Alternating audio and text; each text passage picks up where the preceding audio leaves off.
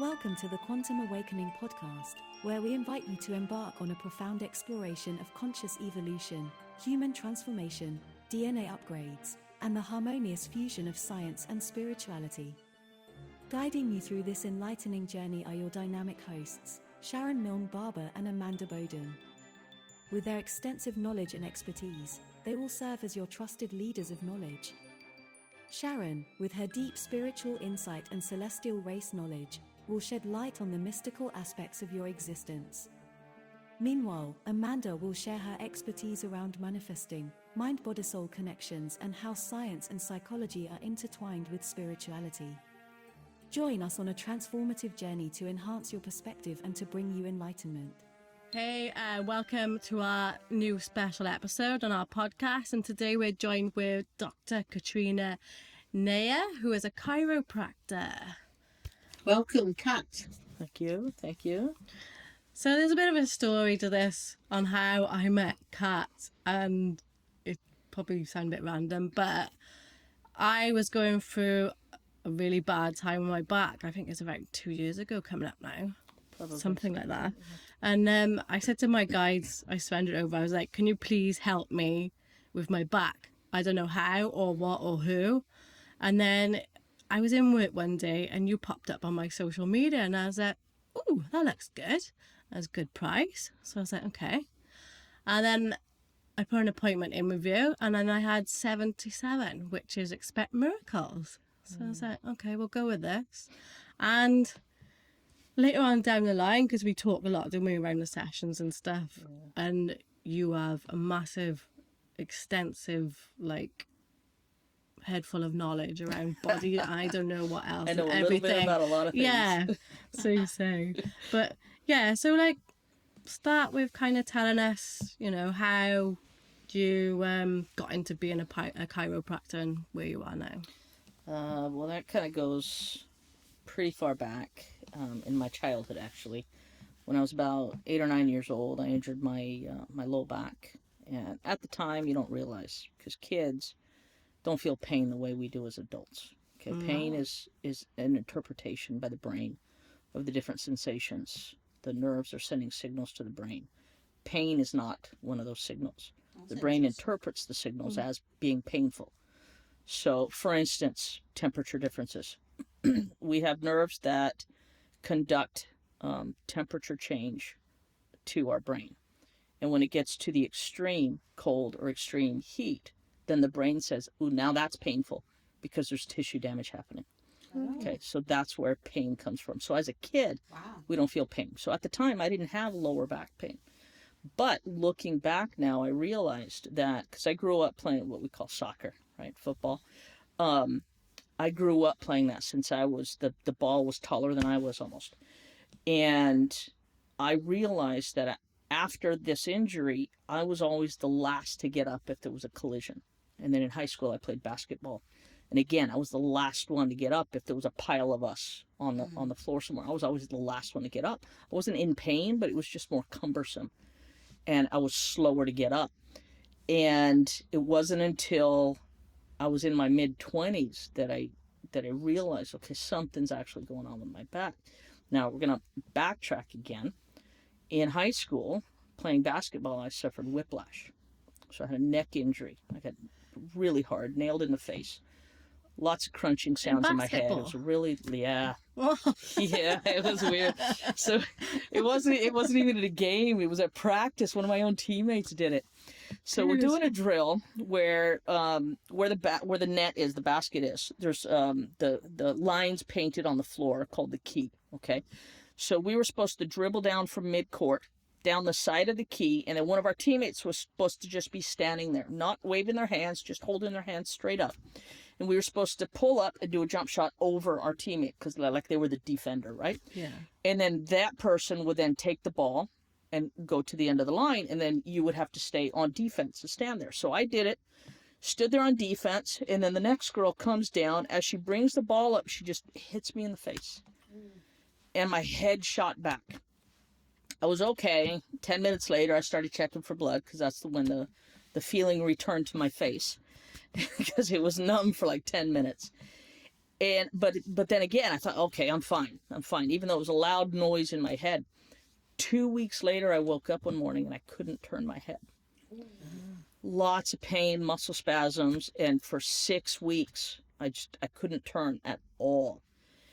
And it wasn't until about a decade later, so again in my mid-20s, I went to graduate school in South Florida, and there was a chiropractor that came and did like a screening at our campus for a health fair day, and I started being adjusted by the chiropractor, and it was like, I feel better.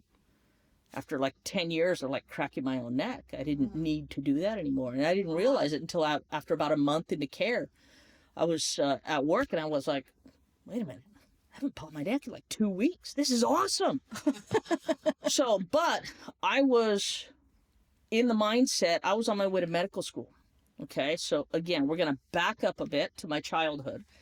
And when I was probably about, maybe around the same age I injured my back. I would say I was in 5th grade. I know that's when I had this epiphany that I wanted to be a doctor. So you just knew. I basically knew. Before that, I changed what I wanted to be. My dad used to joke, if somebody asked me what you want to be when you grow up, and I'd say, I want to be a doctor, and he'd say, until next week.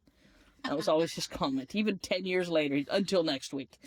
Because I always picked a different profession when I was younger than that. But when I was in 5th grade, which the equivalent here, I don't know what I still can't wrap my brain around the school system here, but 5th grade in the U.S. is, so let me see, 12, probably about 8 or 9 years old. Oh, he's still been primary school. Maybe even 10 years old, something like that. Then, about year 5. Yeah, about 10, something like that. So that's when I decided I'm going to be a doctor. Yeah. Now, I didn't know what kind of doctor. I just knew I wanted to be a doctor. Helping people, solving puzzles, figuring out what's going on with them. That's because that was on your life plan. Probably, yeah. Any kind of solving puzzles and figuring things out, like these word puzzles, logic puzzles. I always loved doing those, even when I was a kid. So I ended up going to university, majored in biology, and at the end of that, I was just like, I'm not ready for medical school. So it was almost like I just wasn't inspired. So I went to graduate school and got a master's degree. At the end of that, I was still like, still not ready for medical school.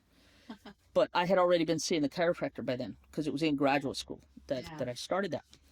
So towards the end of my master's degree, I ended up applying for a fellowship, which is another learning position, but it's a full-time research position at the National Institutes of Health. So I was working in a laboratory studying genetics. Oh, wow. That's cool. And well, I'm not going into all the details. That's a rabbit hole to go under. So I so I moved to a different state. I went to grad school in South Florida. I moved up to the Washington, D.C. area to work at the NIH. And while I was there, it was supposed to be renewable for up to 3 years. But towards the end of my second year, my mentor said, okay, our lab is running out of funding. Okay, so we either need to find you a different position down on the main campus, because we were on a satellite laboratory. We weren't on the main NIH campus. So we'll find you a new position down there, or you can go on to graduate school, get your PhD, medical school, do whatever. I was like, okay, can I think about it? And this is towards the end of my second year there. Well, I had an appointment with my chiropractor who I had found in that area that afternoon. And I'm sitting in the room waiting for her, and I look up and I see the certificate of appreciation from the Palmer College of Chiropractic Student Council, I think it was.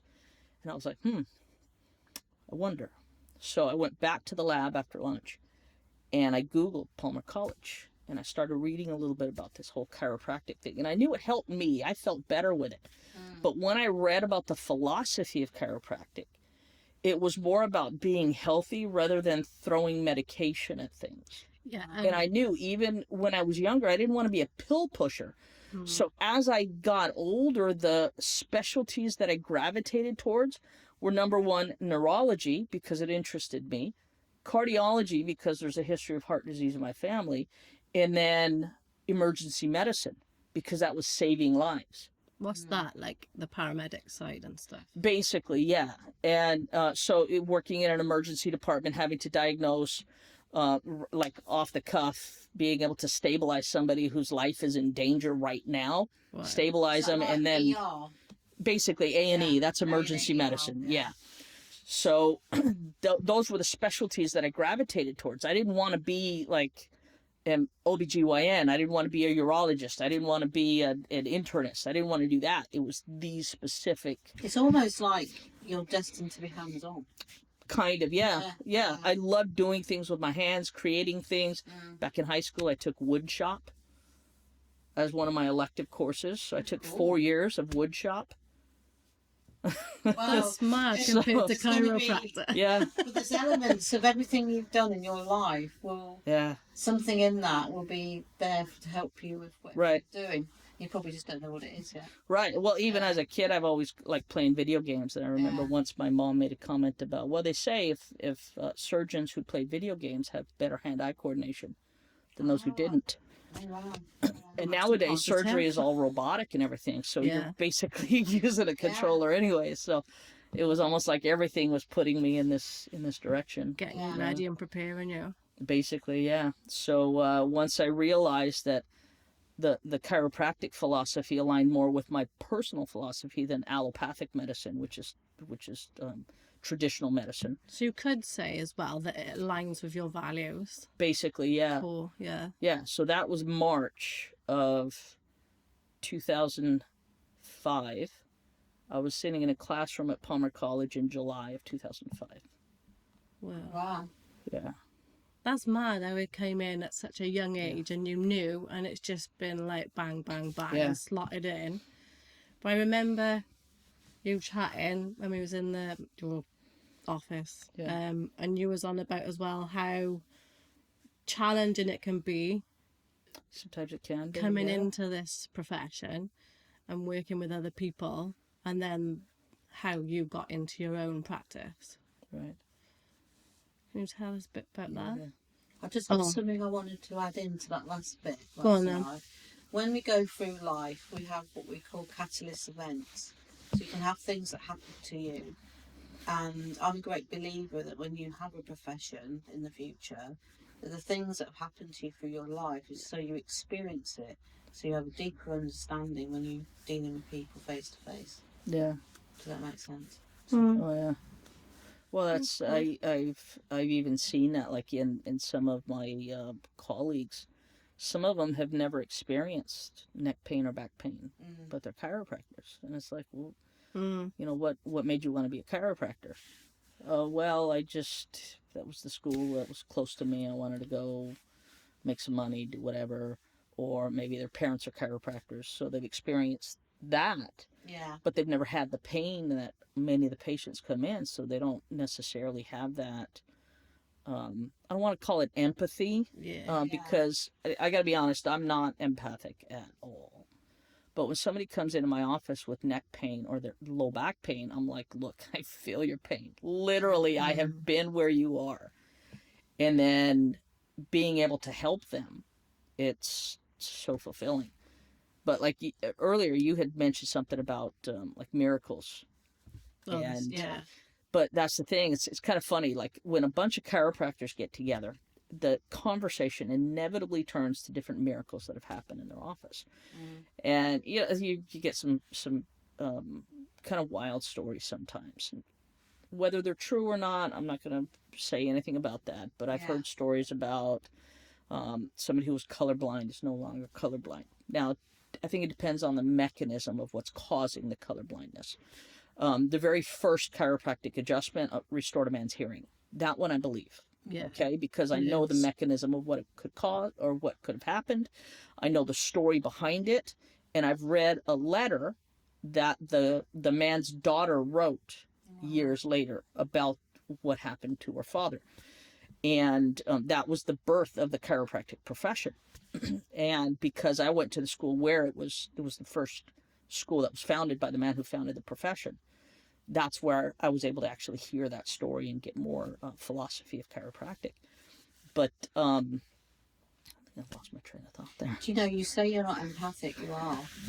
You are. I'm listening to you thinking you're very empathic. Empathic is, I think, misinterpreted. It's that It could be maybe the other. that feeling when somebody walks into your room. I imagine that they're going to feel safe, and you have that understanding of them. That is an empathic link. See, so what I do is I can read physical signs. Yeah. Okay. But in my learning, I should say, an empathic person feels somebody else's emotions. I don't do that. Yeah, it's a lot more than that. When somebody walks in, I can see if their eyes are bloodshot, they haven't slept much. Yeah. If they take more time to stand up, basically I'm visually assessing them. I can see if somebody's walking into my office, if they're not moving their head, I'm like, something's going on with his neck. Yeah. It doesn't look like it to other people. Yeah, and I tell people all the time, I can't go through a grocery store without seeing a dozen people that need to be adjusted. I have to bite my tongue so many times. And I remember you saying, like, when you tell people as well, you said, like, sometimes they'll, like, try and correct their position. Right. Yeah. No, I went to a what was that? A networking event a while back, and it was like a tea and coffee kind of thing. We weren't sitting down. It was like cocktail hour. There were groups of people around the room. And I had just finished up a conversation with this group, and we all kind of dispersed to other groups in the room. And I walked up to this group of 3 ladies, and they're all standing there chit-chatting. And then one of them turns to me and says, "And what do you do for a living?" I said, "Well, I'm a chiropractor." Like that, all 3 of them just stand up straight. And I was like, no, it's different for somebody who's upright and relaxed than somebody who's trying to fight for that upright position. And it's those little subtleties that I've learned to read over the years as a chiropractor, because I'm looking at posture constantly. I'm looking at muscle tone. And so when somebody's trying to fight for that upright posture, I can tell whether they're relaxed in that position or if they're like, it's drilled into them, but they were wrapped on the knuckles as a kid to sit up straight. There's a difference with that. What's your thoughts for you? Because you must know what we do, what we believe in. We have guides that work with us, and we have healing guides that work with us.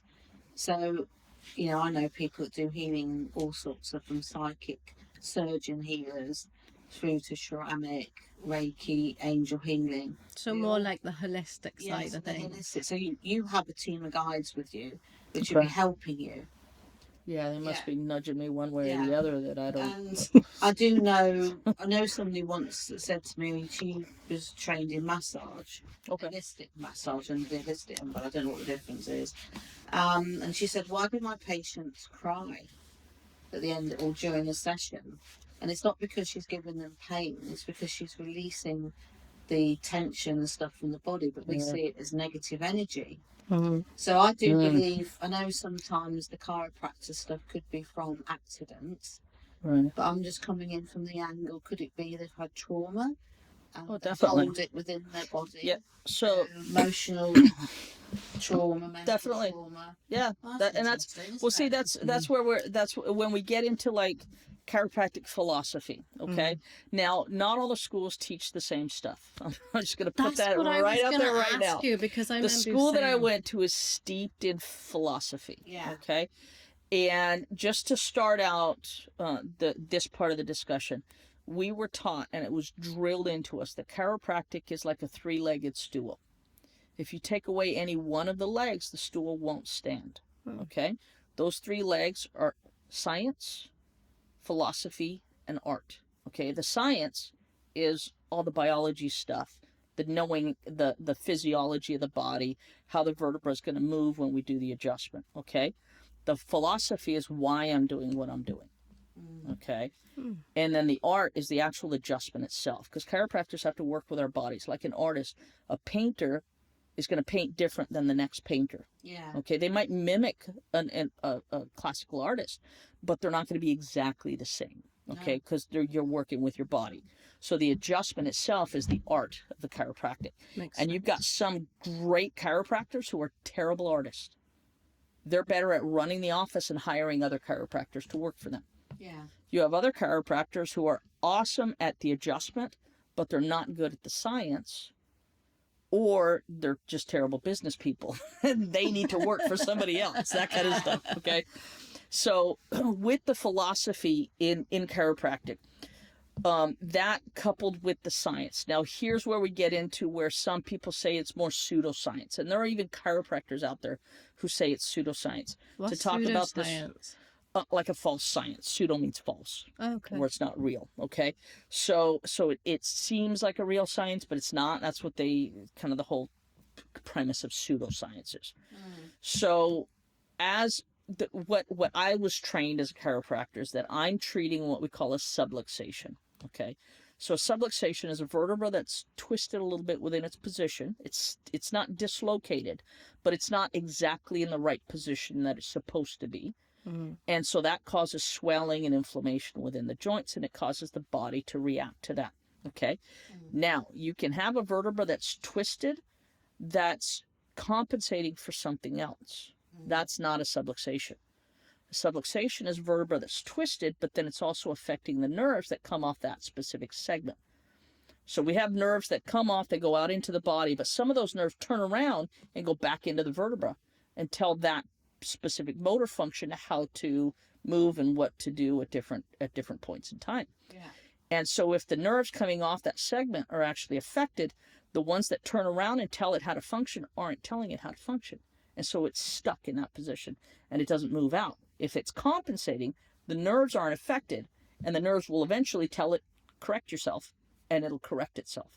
Oh, wow. Okay. Amazing, So, the body, isn't it? right. So in the way I was trained as a chiropractor, I am treating subluxations. Yeah. Now that subluxation may be causing a whole myriad of issues. It might be causing sciatica. It might be causing weakness in the leg. It might be causing tingling or numbness down the arm. But I'm not treating that symptom. Okay. Your medical doctor is going to treat that symptom. That's what they do. They treat symptoms. You go to the I'm clinic. treating the subluxation. Hopefully that subluxation is what's causing your symptoms. Yeah. And when we fix the subluxation, your symptoms go away. Cool. It's amazing. Okay? So there's this cause and effect. Now, backing up to what you said earlier.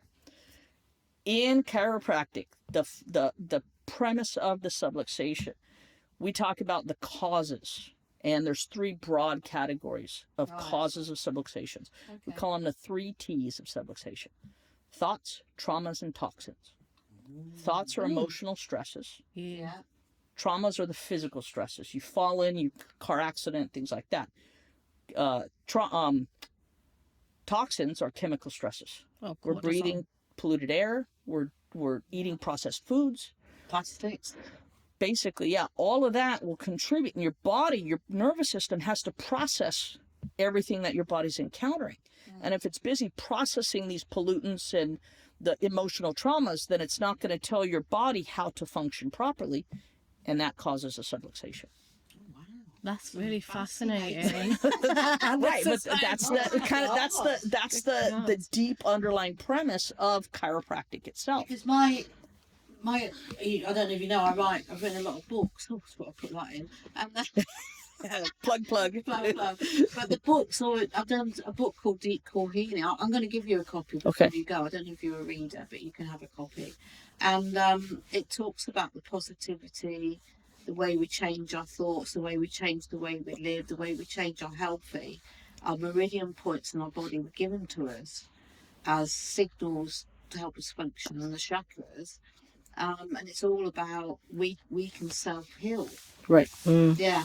And eventually, if humanity can ascend above where we are now, Right. we'll be walking self-healers. Well, and that's also another part of the underlying philosophical approach of chiropractic is that your body is the best doctor in the room. Now, a subluxation will impinge on your body's ability to function properly, and that's why I'm trying to remove that subluxation. And then your nervous system then functions better, and it tells your body how to function better. So you tell your clients this? You tell your clients if you were healthier, stop smoking? Sometimes. You might help them go to Somebody who smokes knows they shouldn't smoke. Yeah. So I'm not going to lecture people. That's my So you approach. focus just on that, what you're there to do, really. Basically, yeah. When somebody comes in with lower back pain, and I know they're a smoker, they've got a poor diet, they don't want to hear that. They know they're a smoker and they have a poor diet. They just want to get out of pain. Yeah. And so when we get them out of pain, if they then say, all right, see you later. Okay, I'll see you in a couple of years when you throw you back out again. Okay. Or if they say, well, I want to keep up with this. I want to make sure I'm healthy. Yeah. Then we get into another conversation. Which is, so you wait for them to... Basically, yeah. Now, some people, they never hear it. Because they're going to want to do it, haven't they? Right. Yeah. Right. Because this is where I come in, and I come to you, and only because it's Christmas now, I don't. But I know that, like you said, the way you work helps the body to do what it needs to do and to heal itself. And I remember you saying that if you correct it, eventually it'll come into alignment on its own, but it takes a long time because of... Sometimes, yeah, it depends. Now, that goes into an analogy that I came up with a while back, and I use it quite a bit in describing when people are saying, okay, well, do I need to do this for the rest of my life now? Or, you know, that's why I never started, because they said I have to keep going. I'm like, well, no, you don't have to keep going. But it depends on what's actually caused that subluxation, how long ago it happens. So I go into this analogy that if you picture yourself riding a bicycle down a dirt path, normally the bicycle should be in the middle of that path. But because of the subluxation, your bike is off to the side of the path. Now, whatever caused the subluxation, the original injury, tells you how much weight is on the bike. How long ago it happened tells you how long it's been to the side of the path. So the longer you're riding that bike down the side of the path, the deeper the rut is getting. Makes sense. So a heavier bike, longer time, is going to cause a deeper rut than a little minor thing that happened last week. There's really not a rut going to be formed for that. So when I do an adjustment, we pick the bike up and we put it in the middle of the path. Now, because there's no rut formed, the bike's going to go back and forth, and sometimes you'll get too close to the other rut and fall right back into it. So then we have to do another adjustment. That being said, sometimes if the rut is deep enough with the adjustment, we can only bring it partially out of it. We can't even put it in the middle of the path yet. We have to get it out of the rut first. Yeah. Now, with some people, we can never get it out of the rut, but we can get it halfway up the side and at least give some relief of some symptoms. But there are some people out there who will never get 100% relief because there are limitations to what our body can actually fully rebound from. I've found in my work, I've had people, because I've done different things, and I've been classed as a healer over the years, to giving Reiki. You end up doing some sort of counselling, even though you're not trained, because people talk or whatever. I've had people come to me and they just not want to help themselves, even though they come. Right. So do you come across that in your work, that even no matter what you do with all your skills, if that person mentally actually wants that trauma, wants that pain, because they want to say, I'm in pain, or they're getting, some people have this benefits. Yeah, they have this mental. Do they want to be fixed? Well, even if they're not quote unquote getting benefits, like on the dole, they're still getting some kind of benefit from it because they're getting some attention or whatever, sympathy, that kind of stuff. In fact, it was just this morning I came across a video. The lady said something about, I'm trying to figure out the correct wording here. She said, if you're not changing, you're accepting. Yes. So if you're complaining about something that's wrong in your life and you're not changing it, then you've accepted it. Yeah. That's what some people are, they complain about the pain, but they're not doing something to change that situation. So like for me, in my coaching work, trained in NLP and everything, there's like a concept where you've got the effects that you said earlier versus the cause. Right. So then if you're gaining something, we call that secondary gain. Okay. So until that person consciously wants to make that choice, you can't change that person, and nobody can. Right. Only that person can. And then some people understand it as victim mentalhood. Yeah. But that's what we call it in NLP, is effects versus cause. Or what I call it now is effects versus creator mindset. Because when you get to a certain stage in your life, you realise that you are the only person who can create your own reality. Right. Yeah, and I because you're learned the a boss of your long life. ago that you don't determine my attitude. Mm. You don't determine um, my response. I determine my attitude, my response, and my approach. Yeah. I can be active or I can be reactive. Mm-hmm.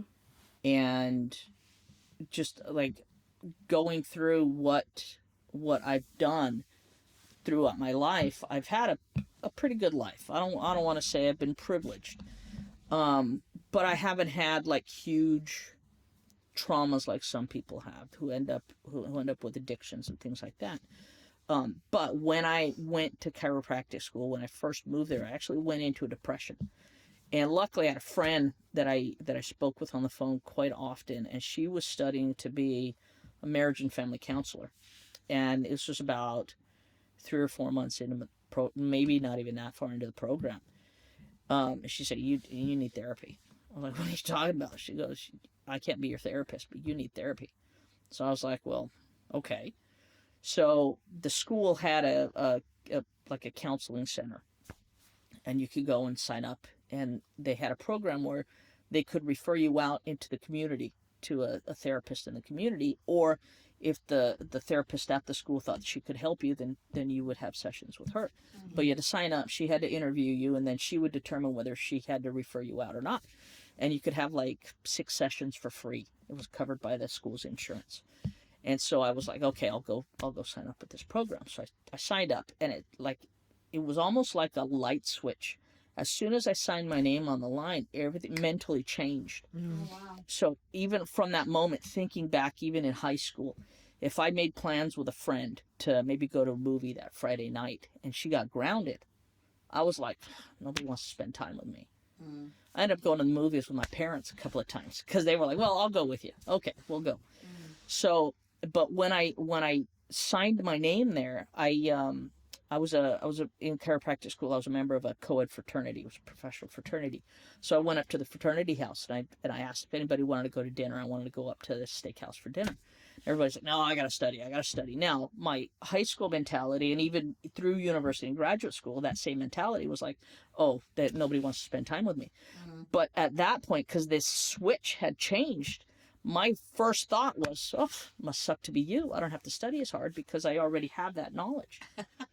So when I went to chiropractic school, remember, I already had a master's degree. Right. I had a master's degree in biomedical science. Yeah. So when I went to chiropractic school, it was more of a review the first year I was there, because it was what we call the basic sciences, but that was all the stuff I studied in graduate school. Wow. So I didn't have to study as hard as many of my classmates, and I didn't have to learn a new vocabulary because everything's in Latin, right? The anatomy of the body and everything. Wow. So they're all studying hard just to keep up, and I was like, I'm going up to dinner. I'm going to steakhouse. So I used to go out to dinner by myself to restaurants, and I carried through even after I graduated. So, just wondered, what future do you see, or have you set out for yourself moving forward on this? Not personal, but within your chiropractor. Well, ideally, we'll get to a point where I'll hire 2 or 3 maybe other chiropractors working in the office, maybe expand it a bit. I would love to have an x-ray machine that gives us another piece of the puzzle when we're putting a picture together for diagnosis. Manifesting. Manifesting. Oh, manifest an x-ray machine. Right. I've been manifesting an x-ray machine for 10 years. They're about 50,000 pounds. Wow. Yeah, all in. So that's. Do you look at going back to the holistic side of everything? Do you look at getting like a team of people that you could say, well, I know somebody over there that does NLP, does this, does that might help you with your mindset, or I know a holistic healer that can give you some energy healing, and do you ever sort of see it having a little book somewhere you can go? Like a multidiscipline type? Yeah, and you can say, I know someone that can help you there. Well, I mean, not within my office itself, but being able to like refer out. That's a separate. Yeah. I've earlier you mentioned about chakras and meridians and everything. Yeah. And that brought to mind acupuncture. for me. Yes. Now, there's a lot of chiropractors or some physiotherapists, they claim they do acupuncture. Right. And I try to clarify with patients. They said, I've had acupuncture. And I ask them, okay, wait a minute. Was it a chiropractor or a physio that did it? And they're like, yeah. I said, this is not acupuncture. That's dry needling. I've had true acupuncture. Right. And that's why I tell them, I say, amazing. true acupuncture is different than dry needling. Yeah. With dry needling, they're trying to promote blood flow to the area. That kind of brings in new nutrients and all the healing cells and that kind of stuff. So they're trying to get something to heal and kick it into high gear. Whereas acupuncture is a 2,000-year-old Chinese art form. That's completely different than dry needling. Yeah. So when you want true acupuncture, I used to tell people you got to go to this old Korean or Chinese guy down the street. But I do know somebody who is Welsh who studied Chinese medicine. Oh wow! Who does acupuncture in Bedwest or somewhere up in that area? It's not Bedwest, up in Aberbargoed. No, I was going to say, in between that, your receptionist. She does Reiki. Yeah. So it's having those sort of holistic side of it all. Because I know in modern medicine, no matter what it is, that's where it's going to go. Down the holistic route. You know, she'll have all your science, you'll have all of your knowledge of the human body, but the holistic side will start to build. I met someone the other day who's a GP. Mm-hmm. Came to a workshop of one of mine. Lovely guy, and he's just got into the spiritual side of understanding. Came to this workshop, answered a lot of his questions, and he's starting to look at herbs, natural remedies. And I was directed by my guys to send him a list of books which would help him. So I did. Not my books, of the books written by other mediums or people that have been channeled medicines. Because my guides always say to me, Earth is the healer of humanity. Right. That all, you know, not what the pharmaceuticals are producing, all the drugs that people are getting addicted to. So literally, Earth already has stuff that came in with. Unfortunately, destroyed some of it, but it is there. So there's something I want to ask you though, because I know you love. When I come at your office, you like teaching and different things like that, and the way you explain things, and you've got loads of patience. Never be a teacher. Ah, be a teacher. I literally. You know why though? Why? I hate homework. But marking it. But That was my downfall. No, just doing like a homework. That was my school downfall teacher. in school. I it don't was give homework. I teach a lot, and I don't give any homework. I always tried to make sure I had my homework done by the end of the day, by the time I went home. And when I'd get home, or when my parents got home from work, because I always got home first, they'd say, have you done your homework? I don't have any. But they could never call me out on it, and they could never complain because I got A's and B's in school. So they couldn't say, well, you never do your homework, because my grades reflected. Yeah. Or I didn't feel like doing it, so I'd do it the next morning right before class. Well, your teacher's only going to complain if you didn't do it. Right, exactly. Exactly. I was just going to ask, like, if there was something that you could teach him, like, what would it be? Without the homework, you can call it home play anyway. Like, is there something that you're passionate about that you would teach? Like, for me, you know that much. Chiropractic stuff, the philosophy and stuff. Yeah. Yeah, especially in this area, because the schools here just don't teach the philosophy. I think I had asked one of the students, I've had a couple of students shadow me. They have to get so many hours of watching chiropractors. And I asked them how much philosophy they get, and I think they get like a 1-hour lecture. And I was like, that's too bad. Because that to me is the holistic wisdom side of it. Yeah, but that's the thing, where the school that I went to, like I said, it was steeped in chiropractic philosophy. We had to take a philosophy class every trimester we were there. And the first trimester, so it was a 10 trimester system, and the first trimester was just the history of chiropractic. It was just learning what the origins of the profession were. And then the second trimester was, okay, these are all the different techniques that are out there. And I remember one day in class, one of my classmates, because there was a list of like 50 different techniques. And one of my classmates raises his hand. He says, okay, now literally, how many techniques are there in chiropractic? And the professor looked at him and he said, how many chiropractors are there? Because even if you go and you are what we call a fellow in whatever technique, or like a master of that technique, you're still going to differ than the next guy who's a master, because again, it's an art form. It's the same with holistic healing. You can Reiki, whatever, you'll be trained under that master, but when you go off, there's the principles to follow. Right. But you just then allow, your guides will develop their own way with you. Yeah. Well, everybody's got a unique, everybody's got like a unique personality and the way you teach and how people learn.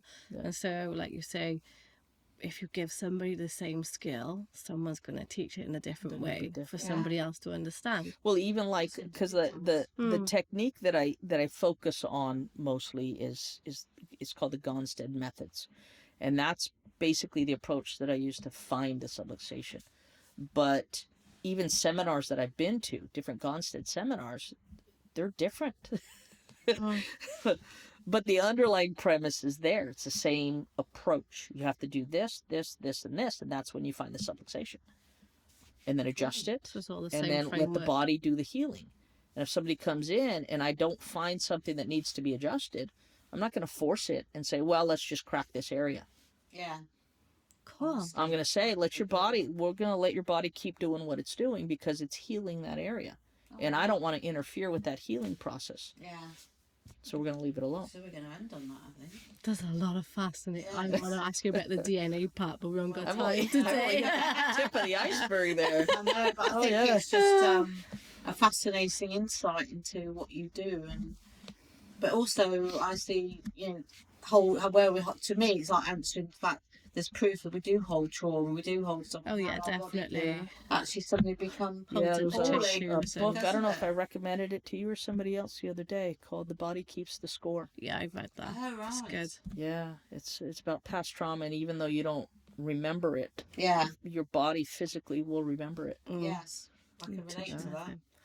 Well, thanks So, for coming in on your welcome. podcast. Thanks for having me. Fascinating. Yay! Yes, right guys. Well, we're recording this a week and a half before Christmas 2024. Oh yeah, forgot So about that. we'll wish you all a Merry Christmas when you listen to it. And we look forward to being back next year. Actually, before we finish on that, where can we find you? We'll put your details actually on the end on the about bit, but I am. website Well, and my stuff. office is South Wales Spinal Centre in the Caerphilly Business Park in Caerphilly. Telephone number and stuff, or what? We can Yeah. I mean, put it- you we can can go on put it on the, Facebook and Google us and all that. we can put that in the podcast details. Yeah. South Yeah. Wales Spine Centre. Yeah. So, Cool. yeah, it's easy to find us. Yay. Cool. Ta-da. All Thank you very much. You're welcome. Thanks for having me.